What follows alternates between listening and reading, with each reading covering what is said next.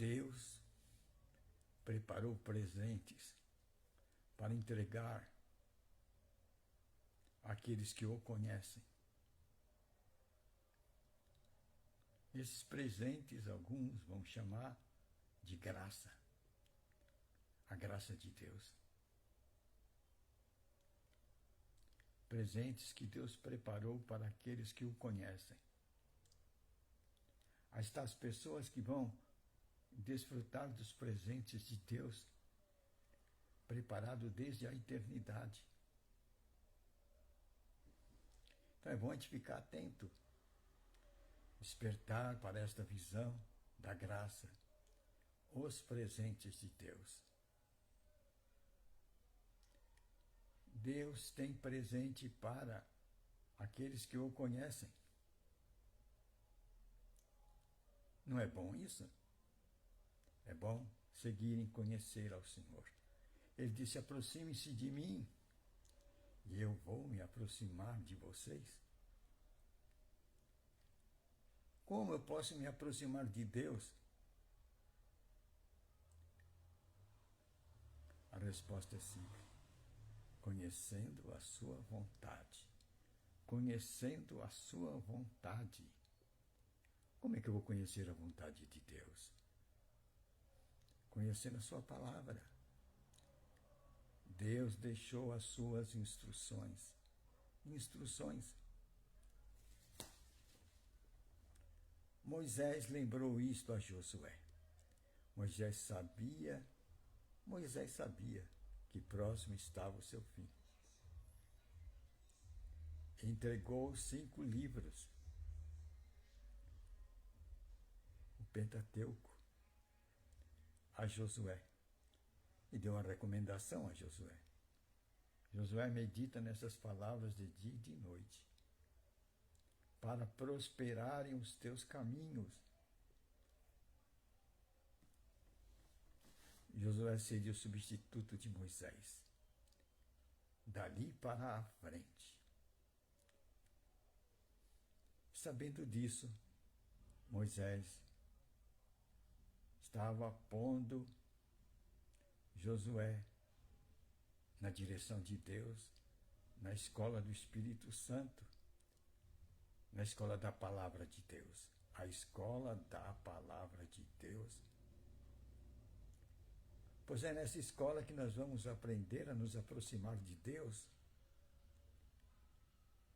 E Ele vai se aproximar de nós. E quando Deus se aproxima de nós, o que acontece? Os presentes do céu caem do céu. São as bênçãos, a prosperidade. Eu vejo em nossos dias muitas pessoas falarem mal da pregação da prosperidade. Quero dizer para eles: queridos, é por ignorância sua. Abandone essa ignorância. Prosperidade é bênção de Deus. Paulo disse uma coisa: que bem vá a sua vida como a sua alma. A sua vida econômica, que bem vá, como a sua alma também. Esta lição de prosperidade que há na Escritura Sagrada, muitos parecem ignorar. A bênção da prosperidade. A graça da prosperidade. O Senhor abençoa e não acrescenta sacrifícios, diz uma passagem das Escrituras Sagradas. A bênção do Senhor enriquece e não acrescenta dores. A bênção do Senhor enriquece e não acrescenta dores. Vocês lembram dessa passagem? Prosperidade. Prosperidade. Não fale mal da doutrina da prosperidade que está até no Velho Testamento. Aproxime-se de Deus e você vai ser abençoado. Jó foi abençoado. Ele passou por uma crise medonha, uma crise muito grande, onde perdeu filhos, perdeu a mulher e perdeu tudo. Porque Deus permitiu que o diabo lhe tocasse para provar a fidelidade de Jó. E Jó sofreu toda essa perda, esse dano. Mas Jó conhecia a Deus e Deus sabia. Resultado, Jó foi muitas vezes abençoado. Teve muito mais coisas do que perdeu. Jó se beneficiou da graça abundante de Deus. A prosperidade. A prosperidade. Vejam esse tema nas Escrituras Sagradas. A prosperidade é bênção de Deus. É presente de Deus. São os presentes que Deus preparou para seus filhos. Veja, o pai da fé, na sua trajetória pelo deserto, ele ficou rico. Era um dos homens mais ricos da época. O que é isso? Prosperidade. É bênção de Deus. Ele abençoa, e quando ele abençoa, não acrescenta dores. Parem de falar mal da prosperidade. É falta de conhecimento. É falta de conhecimento de Deus. Agora, quem não tem conhecimento de Deus, não vai receber a graça. A graça das bênçãos de Deus. A prosperidade é uma delas. Examine a prosperidade nas Escrituras Sagradas e você vai conhecer um dos projetos de Deus para os seus filhos. O inimigo cria pensamentos, elogiam a pobreza, elogiam a humildade humana, elogiam a miséria. E assim nossas mentes são embotadas pelo inimigo. Deus não quer pobreza. Seja feito no céu, aqui na terra, como é feito no céu. O quê? Pai nosso, seja feito na terra como é feito no céu. O que tem no céu? Pobreza, miséria, desgraça, doença, enfermidade? Não. Deus quer que o céu venha à terra. Que as bênçãos dele, a graça dele, caia sobre os seus filhos. E vai cair sobre aqueles que o conhecem. E quanto mais conhecermos e prosseguirmos em conhecer o nosso Deus, mais os presentes de Deus cairão sobre as nossas vidas. Não é bom isso? Conheça e prossiga em conhecer o nosso Deus. Ele quer prosperidade para seus filhos. Ele quer bênção para seus filhos. Ele quer que seus filhos sejam como árvores plantadas junto ao ribeiro, que dêem suas folhas e seus frutos. Que suas folhas sejam sempre verdes. Árvores felizes, que dão os frutos no tempo certo. Essa é a proposta de Deus para os seus filhos. Árvores felizes, árvores plantadas junto a ribeiros. Elas têm as folhas sempre verdes e produzem, dão os seus frutos no tempo certo. Árvores felizes. Aí está o objetivo de Deus. Ele quer trazer a graça dele, que ele já preparou na eternidade, e pegar essa graça e entregar para aqueles que o conhecem. E quando você conhece, você vai aprender a mão da fé. A mão da fé é essa que se apodera das riquezas de Deus, da graça de Deus, dos presentes que Deus criou. Está lá no céu. E ele quer entregar esses presentes para aqueles que o conhecem. Então, a solução é você prosseguir em conhecer o seu Deus. Para isso, você tem que passar tempo com Deus. Como é passar tempo com Deus? É comunhão com Deus. Comunhão com Deus? Que privilégio! É exatamente assim. Você não sabe que a Escritura diz que Deus e sua palavra são um? Hã? Deus e sua palavra são um. Isso quer dizer o quê? É a mesma coisa. A palavra e Deus. A palavra e Deus são um. Ah, então agora eu posso compreender. Como eu posso ter comunhão com Deus? Como eu posso ser um com Deus?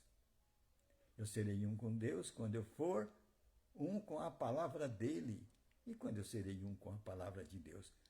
Quando eu estudar a palavra de Deus, quando eu meditar na palavra de Deus, quando eu praticar a palavra de Deus, quando eu pôr a palavra de Deus em primeiro plano na minha vida. Aí eu estarei sendo um com a palavra de Deus, estarei sendo amigo de Deus. Amigo de Deus. Jesus falou isso. Querido, o que Jesus disse, vocês lembram? Agora vocês não são mais servos. O quê? Quem falou isso? Jesus. Por agora vocês não são mais servos. O que somos agora? Jesus falou. Agora vocês são filhos. Filhos. Palavras ditas por Jesus Cristo. Agora vós sois filhos. E ele foi coerente no que ele disse. Jesus foi muito coerente no que ele disse. Pois no Pai Nosso ele falou o quê? Pai Nosso que estás no céu. O que Jesus colocou? Pai Nosso. Nosso. Inclui ele e inclui nós. Isso está dizendo, traduzindo literalmente, que Deus é o nosso Pai. Em contrapartida, nós somos os filhos de Deus. O quê? É isso que Jesus quis ensinar. Que a partir de agora você não é mais servo. A partir de agora você é tão filho de Deus quanto Jesus Cristo. Que ensinamento, hein? Você foi promovido. Ao ouvir essa mensagem, você foi promovido a filho de Deus. Porque tudo aquilo que Deus diz que é, é. Deus não é mentiroso. E se Jesus ensinou que você é filho, é porque ele recebeu orientação do Pai para ensinar isso através do Espírito Santo. Você é filho.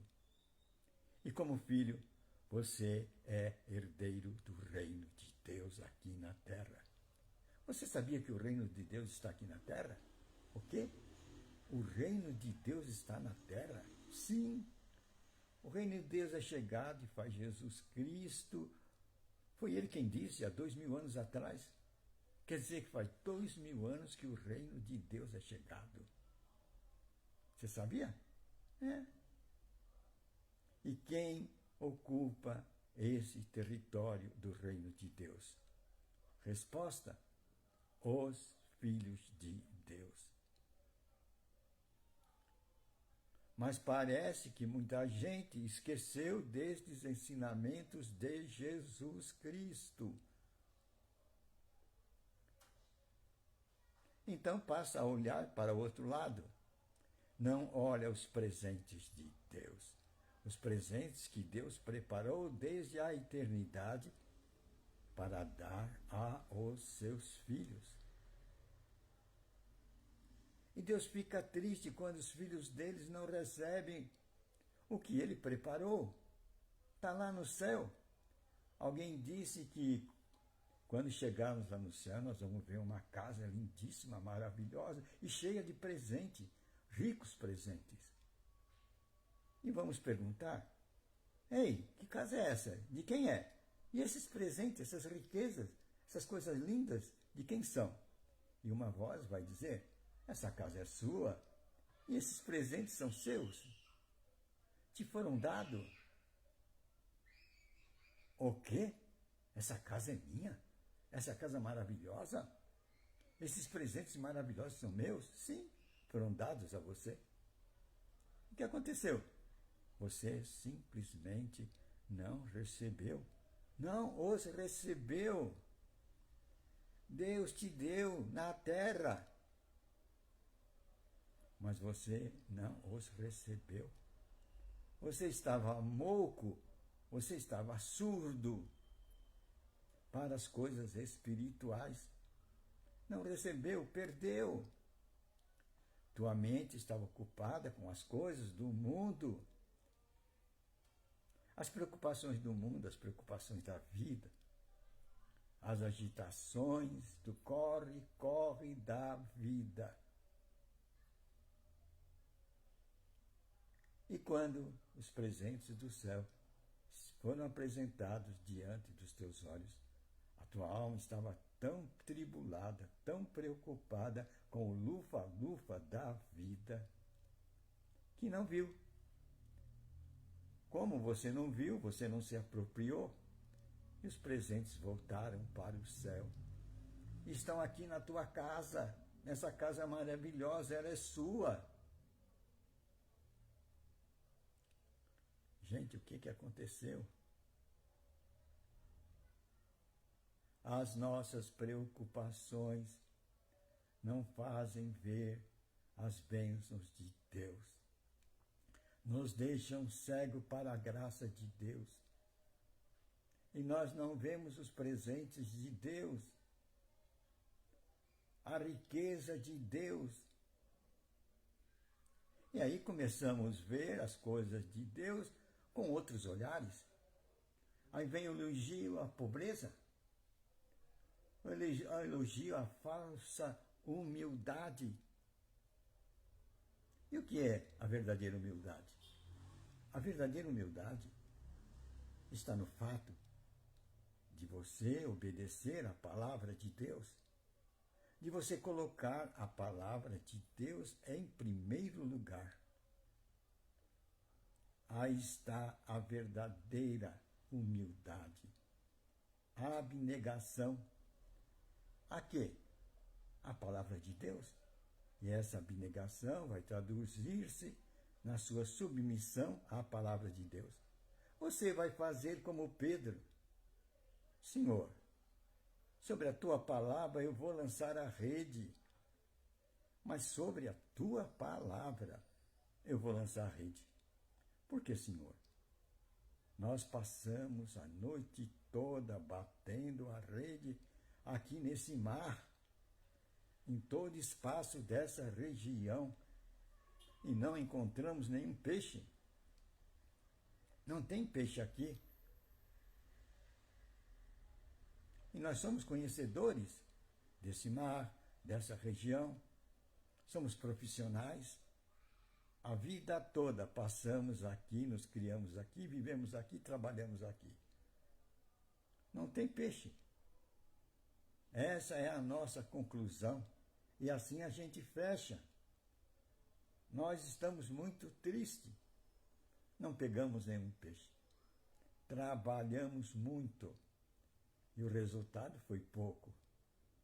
Mas Jesus disse: Pedro, vá a fundo e lança a rede do outro lado do barco.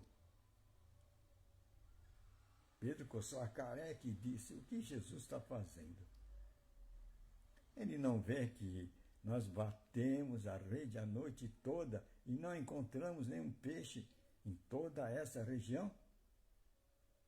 Essas coisas passavam pela cabeça de Pedro. Mas Pedro parou um pouco e disse: ele é Jesus Cristo. É melhor ele fazer o que ele disse. Senhor, tá bom, tá certo. Sobre a tua palavra eu lançarei a rede. O que Pedro estava dizendo? Senhor, sobre a base, a orientação, a sugestão, o palpite da tua palavra, agora eu vou lançar a rede. Mas no fundo, Pedro não cria mais em nada. Era um descrente. Um descrente. Pedro era um descrente. Mas ousou confiar na palavra de Jesus Cristo e a tomou como base. Foi lá para o fundo, levou o barco para o fundo e lançou a rede do outro lado do barco, conforme as instruções e os palpites dados por Jesus Cristo. E surpresa, o que aconteceu? O que aconteceu? Pediram socorro? Pedro pediu socorro aos barcos vizinhos para que auxiliassem a quê? A puxar a rede. Ela estava muito pesada, e eles não conseguiam, na força deles, trazer o resultado da rede. Isto é, o que estava dentro da rede? A quantidade de peixe. E diz que é tanto peixe que quase ia romper as malhas da rede. E o pessoal se ajuntou e vieram ajudar a Pedro e aos discípulos que estavam com ele, os amigos dele, e trouxeram para a praia, rastejando sob o peso da quantidade de peixes que haviam na rede. Grande alegria, a rede cheia, prosperidade, rede cheia. O sonho do pescador realizou-se. Lançar a rede e ela vinha cheia de peixe. Prosperidade. Não fale mal da prosperidade. Você aí que está falando mal da prosperidade, examine a Escritura bem. Não fale mal da prosperidade. É melhor ficar calado do que levantar um ponto de vista tão errado sobre as Escrituras Sagradas, sobre as bênçãos de Deus, sobre a graça que Ele preparou para os seus filhos, para, como diz Paulo, que bem vá a sua vida como a sua alma. Paulo estava pregando a prosperidade quando falou essa palavra. Prosperidade. Mas tem pessoas que olham para a vida como o rico, o homem rico. Ele desejou estar com Cristo. Ele sentiu um grande desejo, um fascínio por pertencer ao círculo de Cristo, ou para pertencer a este círculo. E Jesus falou, boa intenção você tem. Muito bem, você está fazendo coisas boas, muito bem. Mas agora eu vou te dar uma condição para você pertencer ao nosso círculo. Depois disso, você volta para cá e vai se reunir conosco e vai pertencer ao círculo dos discípulos de Jesus Cristo. Ele falou, então, qual é a condição? É simples. Volte para a sua casa, vende tudo que você tem, dê aos pobres. É essa a condição. Meu amigo, quando Jesus deu essa condição para que ele pertencesse ao círculo de Cristo, a cara deste jovem rico mudou. Aquela cara de esperança transformou-se. Transfiguração. Diz que ele ficou triste. Houve tristeza. É assim que acontece. Quando o homem não quer seguir os planos de Deus, as orientações de Deus, o coração dele entristece, o rosto dele desfalece. Resultado, afastou-se e não foi visto no círculo de Cristo. O homem que abandonou o plano de Deus O rosto dele amarelou. Amarelou. Assim acontece. Quando as trevas vêm, o homem fica amarelado, desfalecido, saiu do projeto de Deus. Perdeu a bênção de pertencer ao círculo de Cristo, de conhecer o Espírito Santo, de andar debaixo das asas do Altíssimo, na sombra do Onipotente. Não descansou, abandonou. Pobre jovem rico. Perdeu seu propósito. Teve a chance de encontrá-lo, deparou-se com ele, mas não entrou no projeto de Deus. Não catou com a mão da fé o presente da graça. A graça foi oferecida a ele. Ele tinha somente que fazer uma coisa: vender tudo que tinha e dizer: Cristo, eu quero o teu presente, eu quero estar contigo, eu quero receber o Espírito Santo, eu quero os presentes do céu, preparado por Deus, a graça. Aí ele sairia feliz. Mas diz as Escrituras que ele amarelou. Ele ficou muito triste e foi embora. Quando a gente não entra no projeto de Deus, nós amarelamos. É a tristeza que vem. Depois quem vai tomar conta é o outro lado, o enganador. Aquele que vem das trevas e semeia à noite. Porque o agricultor diz que semeia de dia a boa semente, mas à noite o inimigo vem, à noite, no escuro, e ele semeia a má semente. Resultado, enquanto o semeador está dormindo à noite, o inimigo plantou as sementes malignas dele. Mas quando vem a luz, o resultado da semente maligna aparece. E vem a tiririca.